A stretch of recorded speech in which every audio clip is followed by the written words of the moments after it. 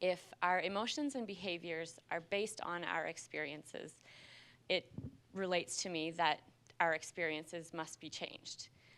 In a world that experiences such different levels of affluence, not only affluence, but nature in itself, is there a proposal for how we change those experiences across such a vast array of what we observe today?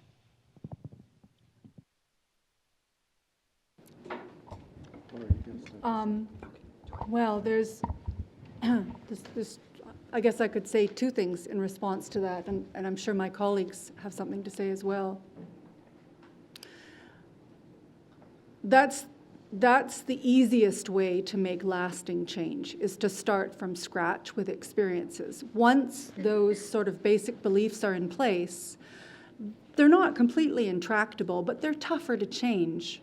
So first of all, I'll just address giving new experiences. There are programs in place. I think the thing is, for example, ensuring that there's continued mechanisms for them to have support and funding. For example, there's a program called Learning for Sustainable Future that's available as outreach. It's based at York University, and it does all sorts of outreach for children's programming in schools, including accessible nature outreach, just as we have many programs in Peterborough.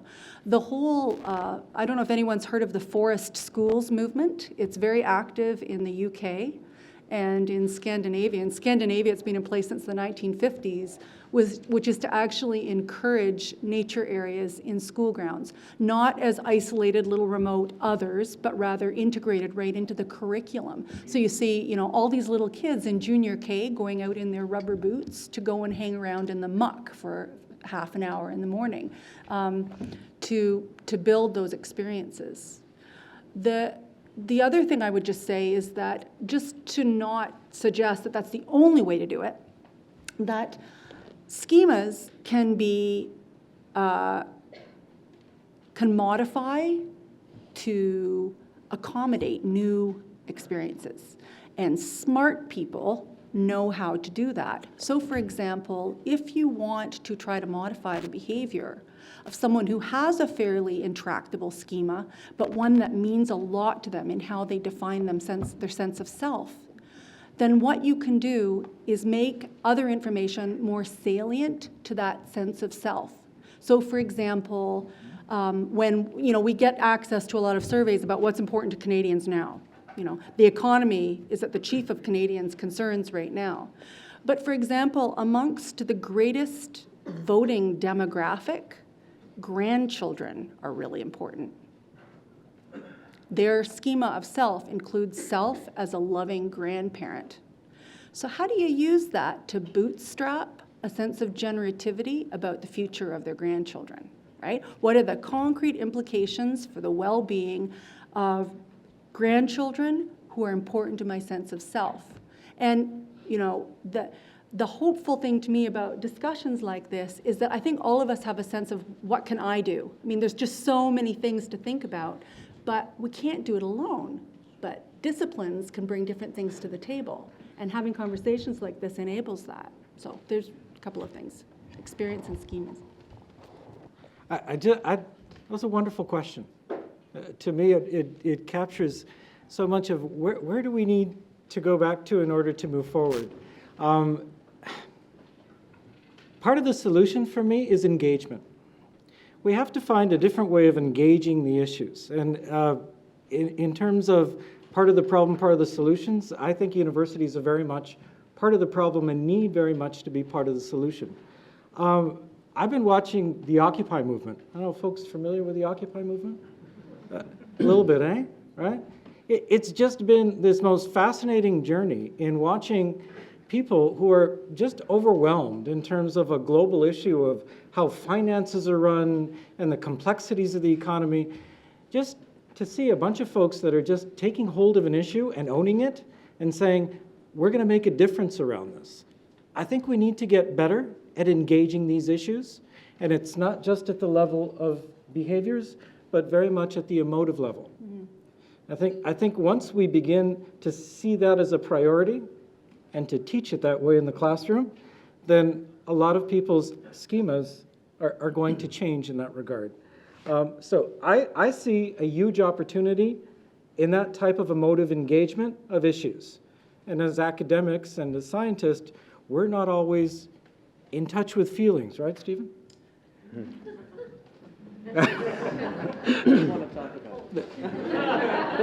The point is, the complexity of this issue is in the Master's Sustainability Studies program, we talk about wicked problems, that they are so complex you cannot even hope to approach them from a single discipline.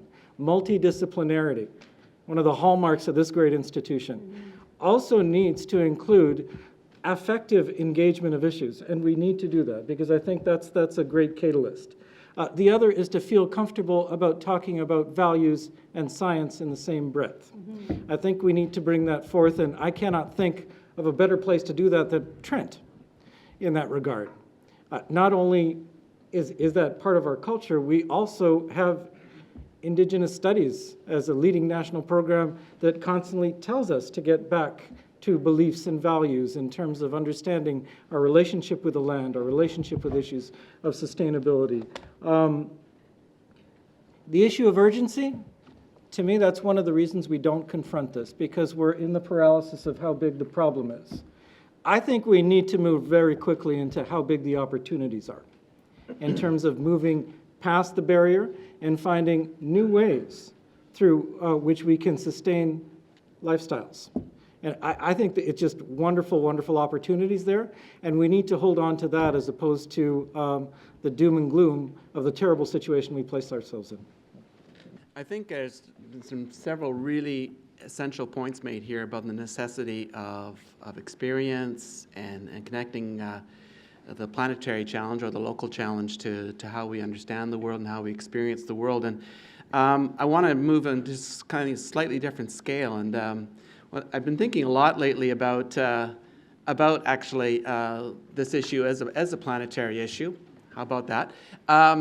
And especially thinking a lot lately about India and China, because nothing that we do will make any difference if India and China continues on its current path, because they are the two countries with the most rapid increase in burning of fossil fuels, especially coal, and they both project that they will be increasing their burning of coal, especially for producing energy at just an enormous increase in coal production. That they both have enormous deposits of coal, and they plan to burn that coal, and they see it as necessary because they have enormous human needs just in terms of daily life, and they also feel a need for sustained economic growth to help meet those needs, and in the case of China to help, in case of India, to lift hundreds of millions of people out of deep poverty, and in China, the Chinese leadership see it as essential to burn more coal to ensure rapid economic growth, to ensure that their society stays reasonably stable and they stay in power. So there are immensely powerful economic and political imperatives that are at work in those countries that are moving against effective action on climate change. And so we have to think, when we're talking about experience and how that feeds into behavior change and so on, we have to think about how those kinds of lessons play out on the scale of those countries, you know, and the 2.5 billion people or so in those two countries. And I think there is a way of thinking about it, that kind of issue as well, on that kind of scale. Like, among other things, if we could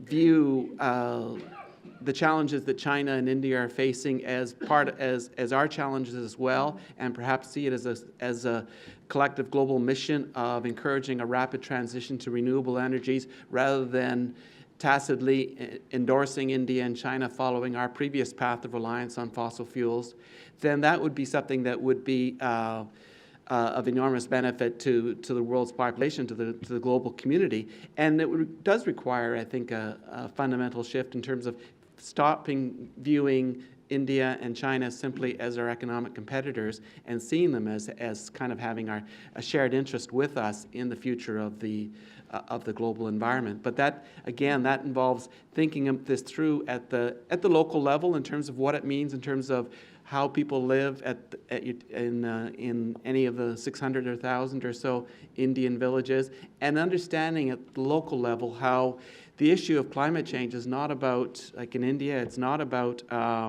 deciding which gas-guzzling car to choose or what have you, or where to jet off on a holiday this year, but it's about basic human survival, and we have to acknowledge the essential dignity and justice involved in India's struggle to increase its economic growth. And so that also is part of the experience that we have to take on board and see them ourselves as, I guess, as collaborators, frankly, with the Indians and the Chinese in helping them lift their own people out of poverty while hopefully avoiding the worst excesses that usually accompany economic growth.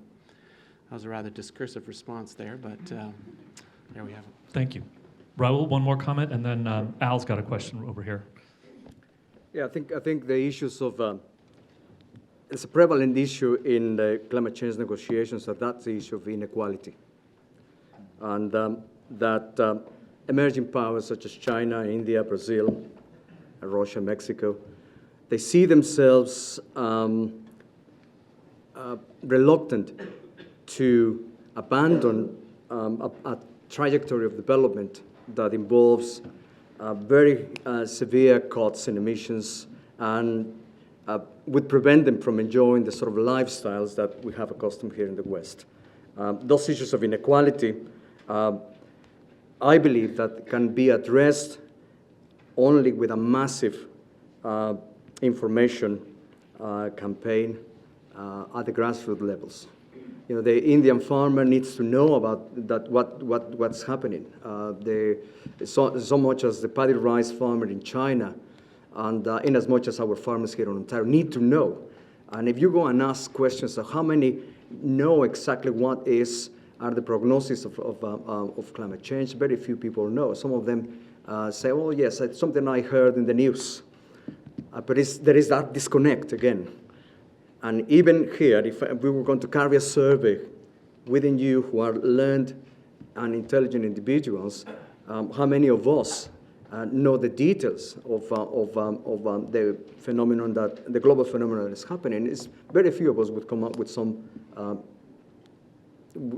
complete knowledge. So, to me, information is fundamental. A massive campaign of information, because that then leads to what it was mentioned earlier on. We live in the age of persuasion.